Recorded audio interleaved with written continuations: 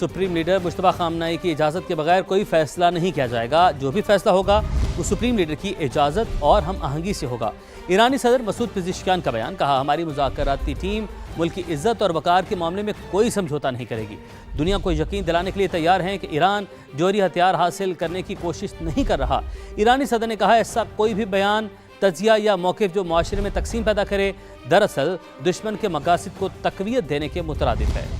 सबसे पहले बात करेंगे, पाकिस्तान को कर्ज नहीं, महारत और सरमायाकारी चाहिए। ज़राअत, IT, इकनॉमिक जोन्स और माइंस एंड मिनरल्स में चीनी कंपनियां पाकिस्तान में सरमायाकारी करें। वज़ीर-ए-आज़म शहबाज शरीफ का चीनी सूबे हैंगजू में तकरीब से खिताब।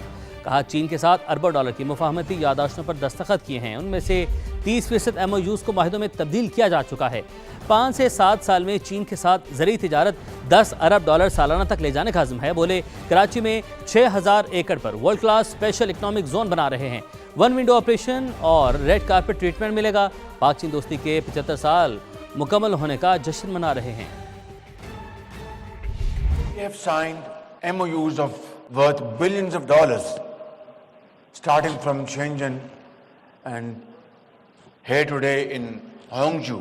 I'm very happy to hear that 30% of these MOUs have been converted into agreements. China imports every year about $100 billion worth agri products from abroad.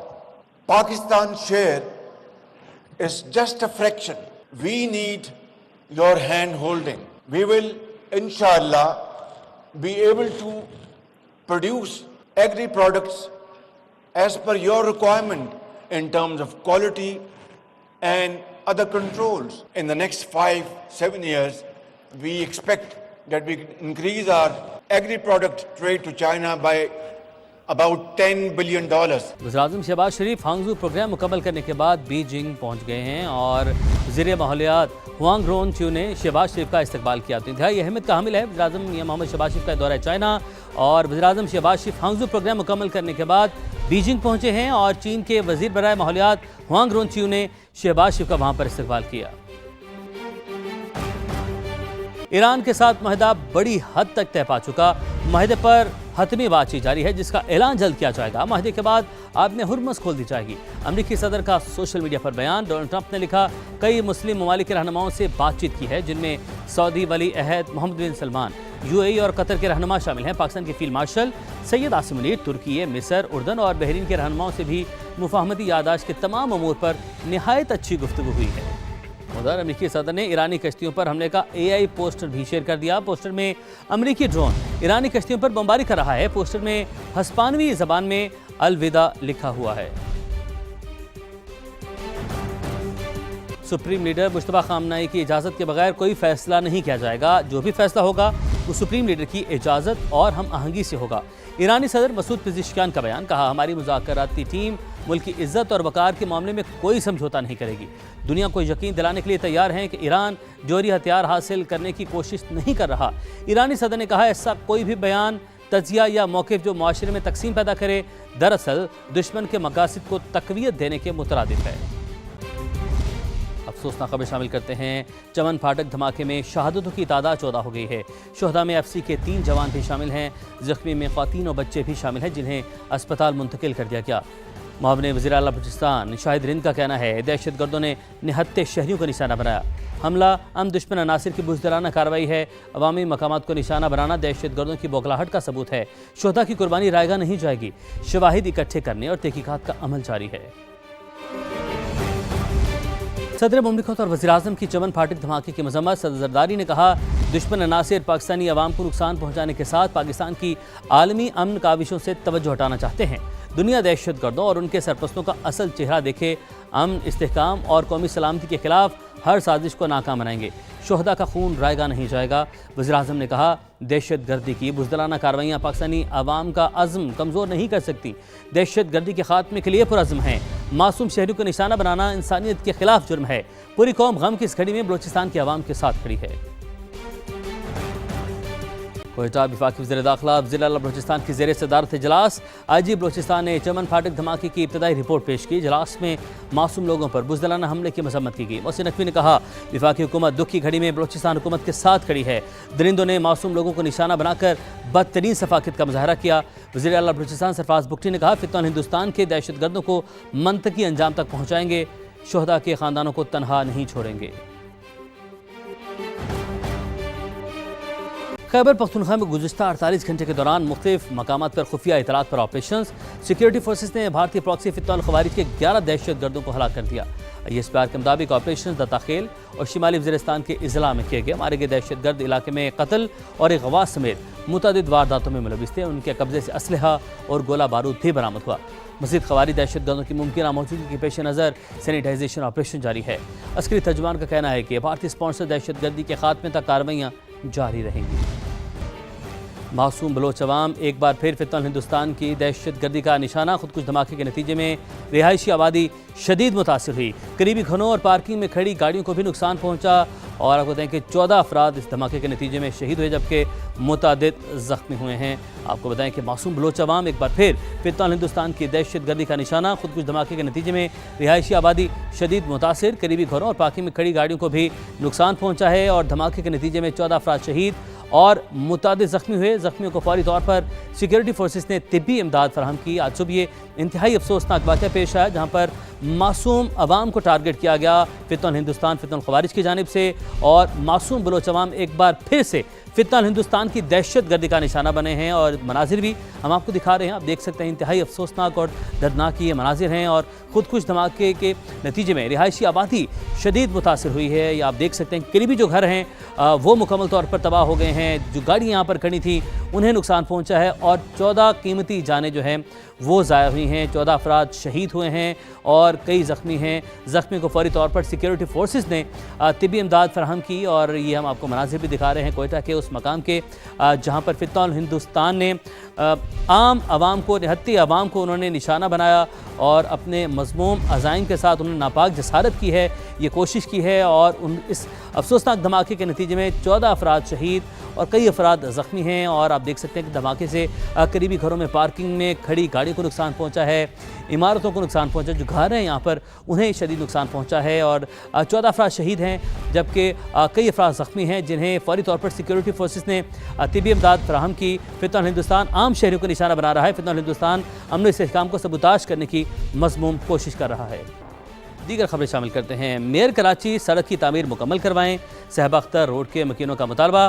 Karachi के इलाके गुलशन इकबाल की सहबा अख्तर रोड की तामीर तो शुरू होगी लेकिन काम की तवालत से इलाका मकीन परेशान है। सड़क की तामीर कब मुकम्मल होगी ये भी कोई नहीं जानता। इस पर रिपोर्ट करेंगे खुर्शीद आलम।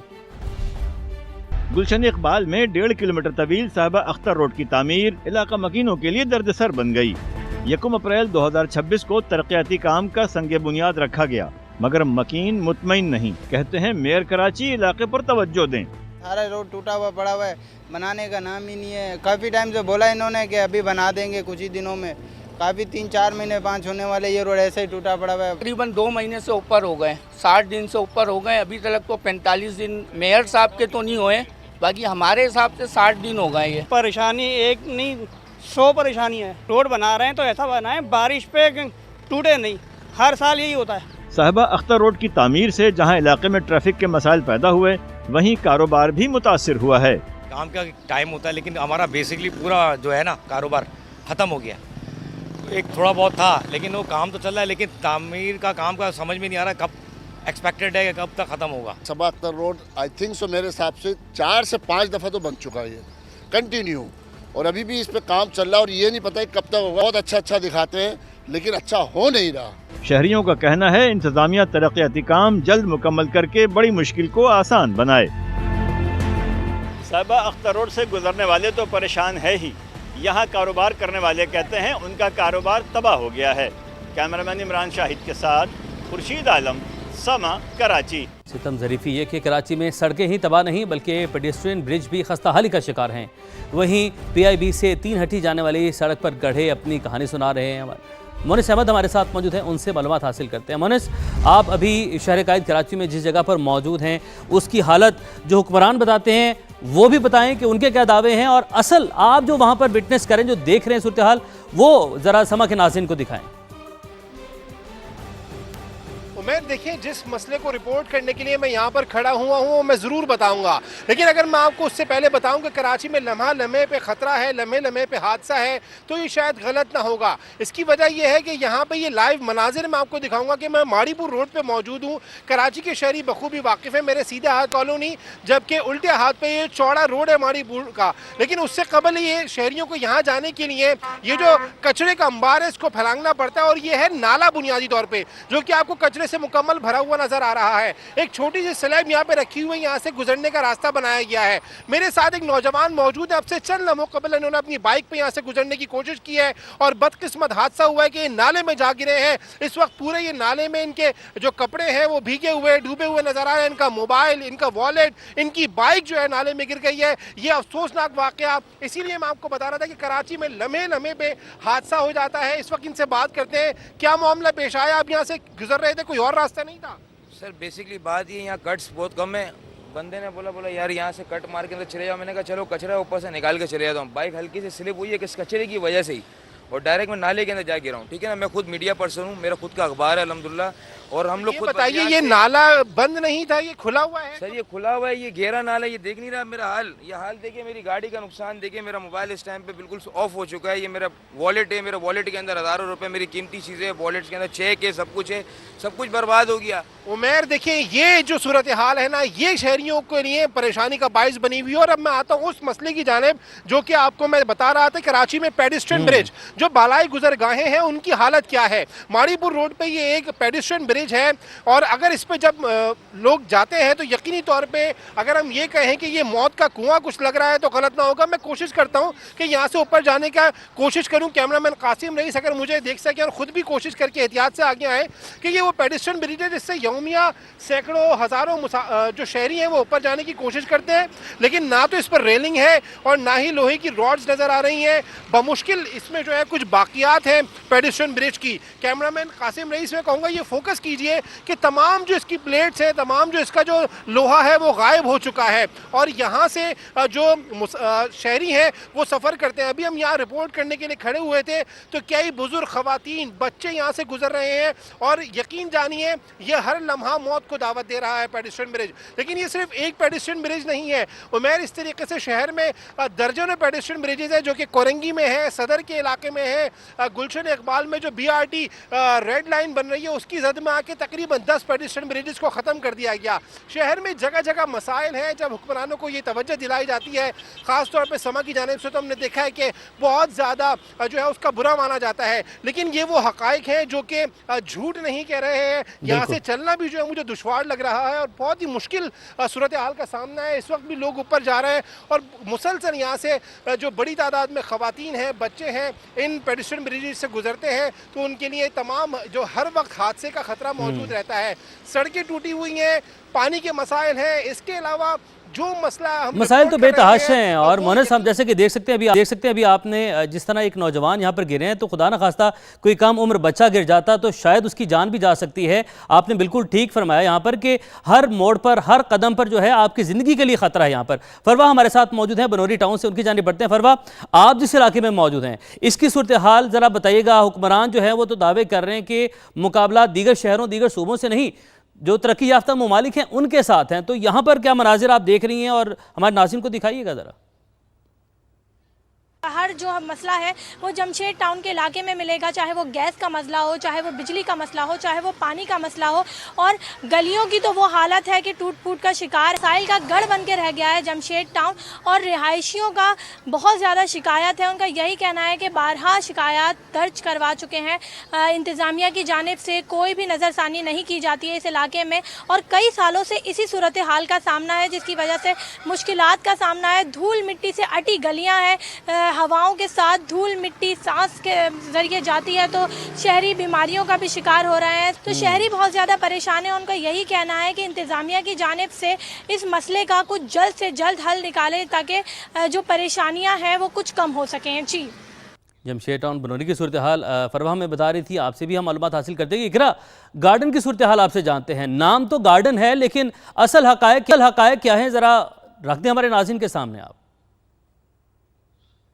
जी बिल्कुल, इस वक्त मैं गार्डन शू मार्केट राम स्वामी के इलाके में मौजूद हूँ और यहाँ पर जहाँ तक नज़र दौड़ाई जाए वहाँ तक ही हमें कचरे की तबाहाली का मंजर दिखाई देगा। सेवरेज का नकारा सिस्टम, बदबू और कचरे और गिलाजत के ढेर के बायस यहाँ पर खड़ा होना मोहाल है। मैं अपने कैमरामैन इमरान शाहिद से कहूँगी कि वो दिखाते चलें कि इस पूरे रोड का बुरा हाल है, जगह जगह गड्ढे हैं, सेवरेज का गंदा पानी यहाँ पर मौजूद है। यहाँ के दुकानदार भी परेशान है और जबकि यहाँ के जो रिहायशी हैं वो भी बदबू और ताफुन के बायस हमें परेशान दिखाई देते हैं। ये सिर्फ दावे हैं, कुछ भी नहीं किया जा रहा। 16-17 साल से ये हुकूमत में बैठे हैं और आप हालत देख लें कि हर तरफ जो है वो गंदगी के ढेर। और 17 साल में इन्होंने किया क्या है सिवाय नाले और सड़कें तोड़ने के?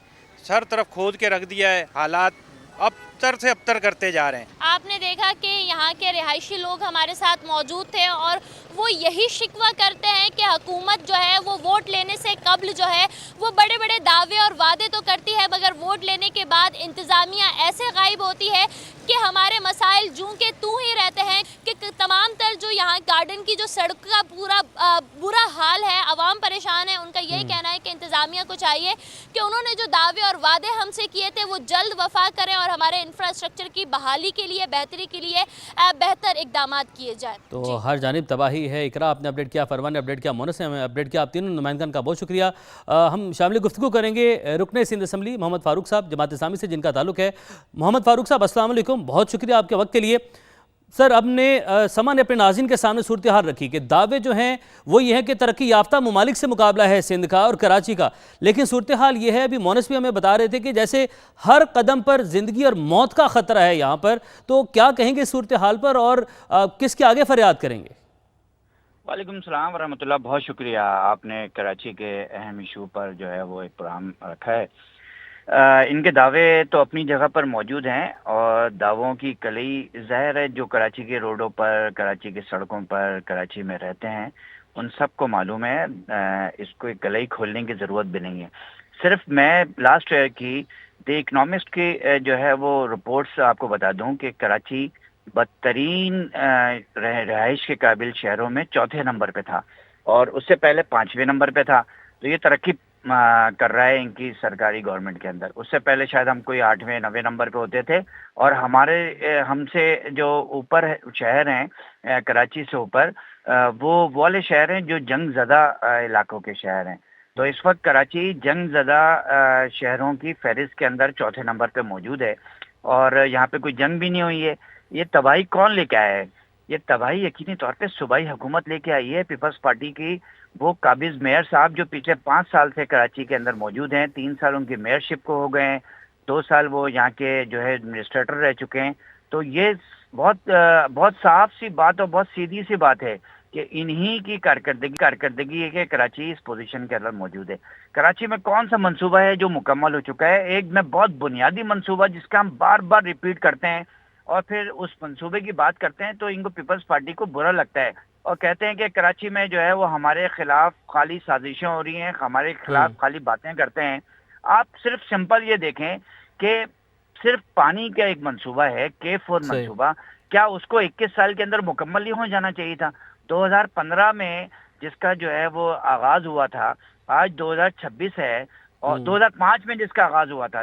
फारूक साहब कथा कलामी के माजत, लेकिन वो तो दावा करते हैं कि जितने ये पीपल्स पार्टी के दौरे हुकूमत में है वो तो 2008-9 की बात करें कि वहाँ से लेकर अब तक जितने मंसूबे इस दौर में बने हैं उतने मंसूबे मुल्क में कभी कहीं नहीं बने। तो डिप्टी पार्टी लीडर MKM ताहा अहमद साहब हमारे साथ मौजूद हैं, उन्हें शामिल गुफ्तगू करते हैं। ताहा साहब अस्सलाम वालेकुम, बहुत शुक्रिया आपके वक्त के लिए। आपने मोहम्मद फारूक साहब की भी गुफ्तगू आपने सुनी है और समा ने रिपोर्ट भी किया है कि हर कदम पर ज़िंदगी और मौत का मसला है। बातें दावे तो तरक्की याफ्ता ममालिक के हैं और जैसे कि अभी K4 की भी बात की फारूक साहब ने, लेकिन उसके बरक्स सूरत हाल हम देख रहे हैं, ग्राउंड पे सूरत हाल कोई डिफरेंट है। आप क्या कहेंगे? आपका बहुत शुक्रिया कि हमारा मौक़िफ़ जानने के लिए आपने अपने चैनल पे मदऊ किया।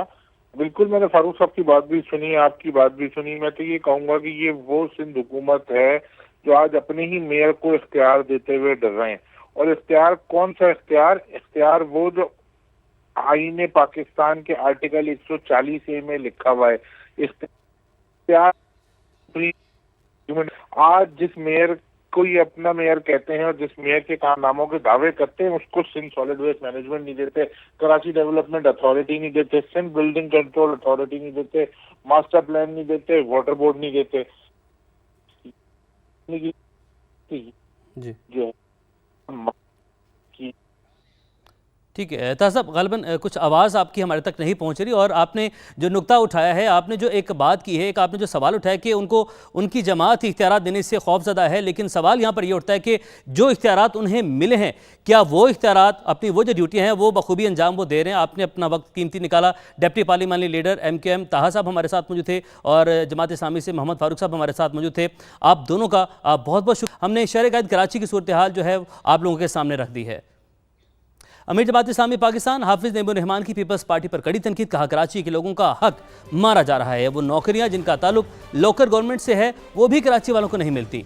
मुकाबले के इम्तिहान में वडेरों को नवाजा गया। कराची के लोगों के साथ तासुब बढ़ता जा रहा है। सड़कें टूट फूट का शिकार हैं, हर तरफ कचरे के ढेर हैं। पानी की किल्लत है, केफ और मनसूबा ताखीर का शिकार। इंडस्ट्री का बेड़ा भी गर्क कर दिया गया है।